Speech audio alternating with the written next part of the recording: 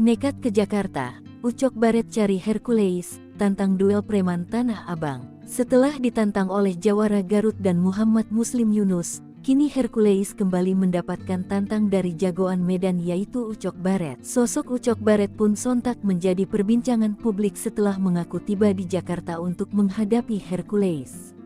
Dalam video yang diunggahnya, jagoan Medan itu menantang Hercules untuk berduel. Ia juga menolak jika lawan duelnya adalah anak buah Hercules lantaran dianggap tak setara dengannya. "Saya sudah di Jakarta. Hercules, di mana alamatmu? Jangan sia-siakan langkah saya.